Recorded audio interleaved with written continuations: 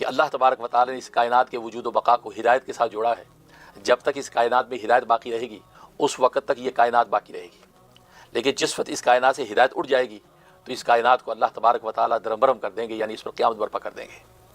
یہاں تک کہ حدیث میں آتا ہے کہ ایک بھی شخص اللہ اللہ کہنے والا باقی رہے گا تو اللہ تبارک و تعالی قیامت برپا نہیں کریں گے.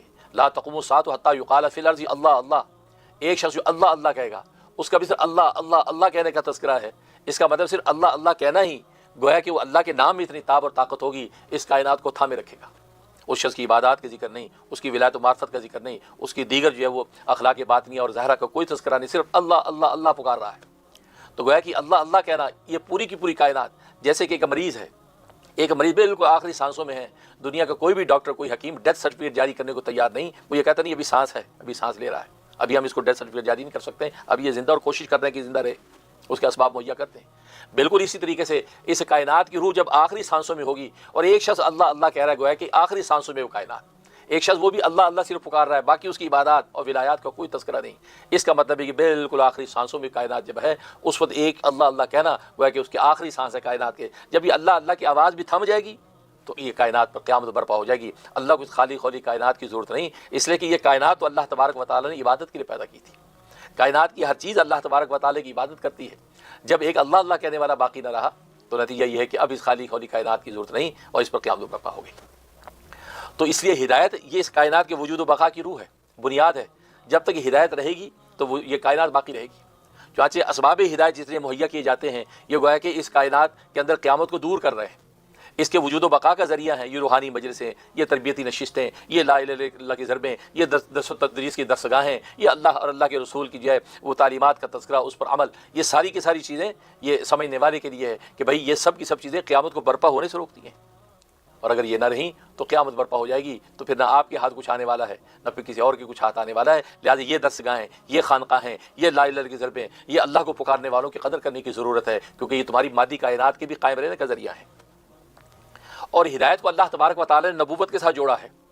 ہدایت نبوت کے راستے سے اللہ تبارک و تعالی انسانیت کو مہیا کرتے ہیں، نبی بھیجتے ہیں، اس کے ذریعے سے ہدایت پھیلتی ہے. چنانچہ سب سے پہلا انسان یعنی آدم علیہ الصلوۃ والسلام کو بھی دنیا میں اتارا تو نبی بنا کر اتارا. حالانکہ اس سے پہلے یہاں دنیا کے اندر کوئی خلق خدا نہیں تھی کہ جس کی ہدایت کے لیے نبی دعوت دیتا. لیکن اللہ تبارک و تعالیٰ کی یہ سنت تھی کہ ہدایت نبوت کے راستے سے دنیا کے اندر اترتا اور بغیر نبوت کے اترتا تو اس کا مطلب ہدایت اس کے پاس نہ ہوتی. تو اللہ کو یہ گوارا نہیں تھا کہ پہلا انسان بغیر ہدایت کے اترے اور چند لمحے اس کے اوپر ایسے گزرے کہ اس کے پاس ہدایت نہ ہو. نہیں، شروع ہی سے اللہ نے اس کو نبوت دے کر بھیجا، کیونکہ نبوت کے راستے سے چونکہ ہدایت ملتی تھی. یعنی آدم علیہ السلام دنیا میں آئے تو وہ ہدایت لے کر آئے، کیونکہ نبوت کے ساتھ اترے تو وہ ہدایت کے ساتھ آئے. اس سے پتہ چلتا ہے کہ اللہ تبارک و تعالیٰ کو ہدایت کتنی عزیز ہے. چنانچہ قرآن کریم کی پہلی سورت کے اندر ہی اس حقیقت کو بیان کر دیا، اہدنا الصراط المستقیم، اے اللہ ہمیں صراط مستقیم کی ہدایت عطا فرما. یعنی قرآن کریم کی پہلی کامل جو سورت مکمل سورت اتری وہ سورہ فاتحہ ہی ہے. لہذا فاتحہ اس سے ہی قرآن کریم شروع ہوتا ہے. اس کے اندر سب سے بڑی دعائے اعظم اس کے اندر یہ ذکر فرمائی ہدایت کی دعا، اور اسے ہدایت روحانیہ ہے، یعنی صراط مستقیم کی ہدایت. تو اللہ کو ہدایت اتنی عزیز ہے کہ پہلی جو ہے وہ سورت میں ہی ہدایت کی تعلیم، اور پھر پورا کا پورا قرآن کریم اس ہدایت پہ چلنے، ہدایت کو پانے، اس ہدایت کے ذریعے سے منازل طے کرنے کے سارے اسباب و وسائل اور تفصیلات قرآن بیان کر رہا ہے. تو ہدایت تو آدم علیہ السلام جو ہے نبوت لے کر اترے، حالانکہ اس وقت کوئی لوگ نہیں تھے کہ نبوت کے لیے ان کی تعلیم و اشاعت کی ضرورت تھی، دعوت تبلیغ کی ضرورت تھی. لیکن یہ کہ چونکہ نبوت کے راستے سے اللہ تبارک و تعالیٰ ہدایت دیتے ہیں تو آدم علیہ السلام نبی بن کر اترے. پھر یہ سلسلہ چلتا رہا، آدم علیہ السلام سے سلسلہ چلا، اور ہر زمانے میں، ہر علاقے میں، ہر خطے کے اندر نبی آتے چلے گئے، اور یہ ہدایت کا راستہ اگر پھیلتا چلا گیا، یہاں تک سب سے آخر میں محمد مصطفیٰ احمد مجتبیٰ سرکار دو عالم صلی اللہ علیہ وسلم تشریف لاتے ہیں، اور وہ ختم نبوت کا تاج پہن کے آئے. اس لیے کہ اب آپ کی ذات پر نبوت کے سارے کمالات ختم کر دیے گئے. اب نبوت کا ادنا کمال بھی ایسا باقی نہیں تھا کہ جس کے اظہار کے لیے کسی نئے نبی کو لانے کی ضرورت پیش آتی. اس لیے آپ ختم نبوت کا تاج پہن کے آئے کہ ختم نبوت یعنی نبوت کے جتنے کمالات ہیں وہ سب آپ کی ذات پہ ختم ہو گئے. اب ادنا کمال بھی ایسا نہیں کہ جس کے لیے کوئی نئے نبی کو لانے کی ضرورت پڑے. اب آپ کی نبوت ہی قیامت کی صبح تک چلے گی. اب آپ کے بعد کسی نئے نبی کی کوئی گنجائش نہیں.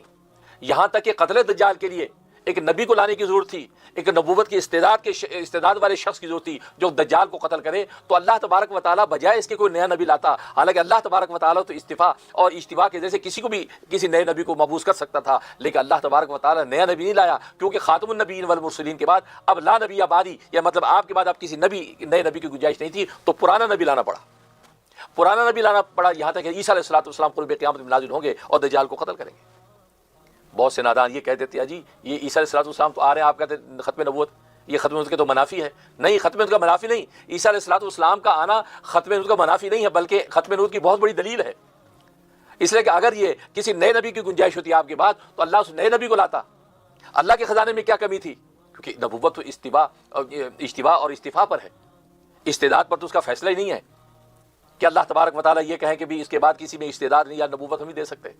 लेकिन अल्लाह तो ये इज्तिबा पे अल्लाह तबारक व तआला खुद मुंतखब करते हैं, यानी इलेक्शन नहीं सिलेक्शन होती है, अल्लाह जिसको चाहे सेलेक्ट कर लेते और सेलेक्ट करके जो फैसला कर देते हैं। लेकिन नहीं, चूंकि गुंजाइश नहीं थी, इसलिए अल्लाह तबारक व तआला पुराने नबी को लेके आए। ईसा अलैहिस्सलाम का आना ये तो ख़त्म नबूवत की बहुत बड़ी दलील है।